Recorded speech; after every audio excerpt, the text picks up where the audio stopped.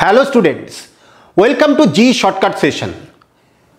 Look the sum. If SR equal to the determinant 2r x n into n plus 1 row wise 6r square minus 1 y n square into 2n plus 3 4r cube minus 2nr z n cube into n plus 1.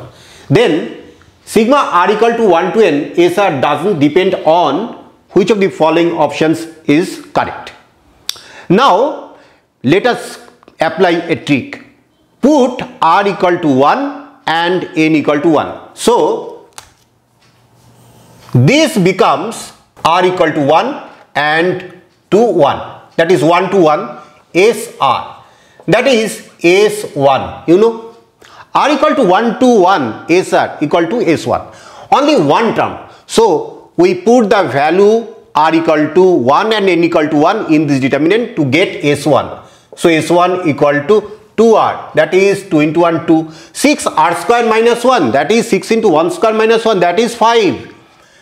And 4r cube, that is 4 minus 2nr, that is minus 2. So we get 4 minus 2, that is 2.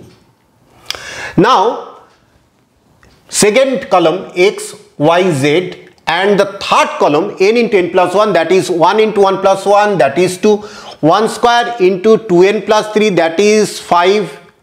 And n cube into n plus 1, that is 1 into 2, that is 2.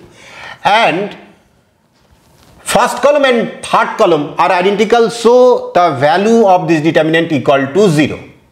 Now this result doesn't depend on x, y and z. So D is the right answer.